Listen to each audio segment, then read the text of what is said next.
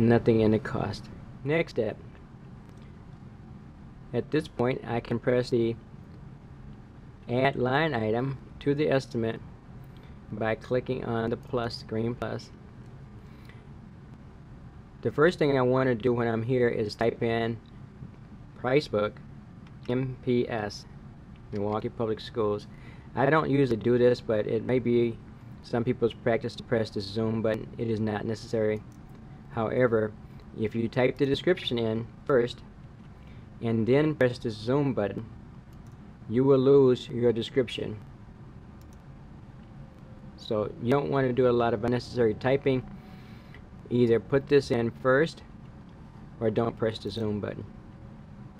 I've copied that before earlier. Now I can right click if I want to again in this box and press paste. That's the lazy way to do it. If you type fast, which I don't, knock yourself out. Next, in the bottom part here, in quantities, I might want to put 1. If it's going to be done in-house, I would put labor hours 20.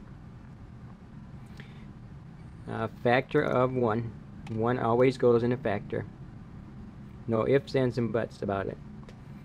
Over on the labor side, in the cost totals, under add dollars here, I would put in the cost for 20 hours at that rate, which is $1,440. I also know that material is going to be needed at about $300. At this point, make sure you haven't put anything in anything other than add dollars, and I see that I have it under add percent. So let's take it out of there and put it in add dollars.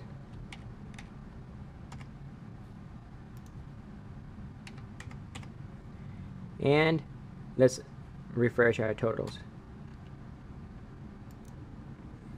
Our totals say that we have $1,440 in labor, $300 in material, a total cost of $1,700.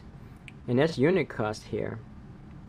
I kind of really would like to know how much it's going to cost me per window when I see this estimate. Therefore, I'm going to change the quantity to 16 since I know that there are 16 windows. It's very advantageous to know what some things are based on items. If I put the quantity of items that I'm working with and push the refresh button again, now I will see that each window is going to cost me $107.75. That is all I need for my estimate. As to remind everyone that we do not use the equipment boxes on this module. You can use contract costs. When you use contract costs, do not put the hours that they're working here. These hours are strictly for in-house labor on projects that we're doing in-house. Contract costs should always be put here. Any equipment or rentals that we get from a contractor for the project should still be here on the contract add dollars. My totals are good. Everything is in, and I'm going to push green flag to go back or say I'm done. Everything is good here. I have it associated with that particular work order, that particular phase. If I for some reason wanted to change it, I still could at this point.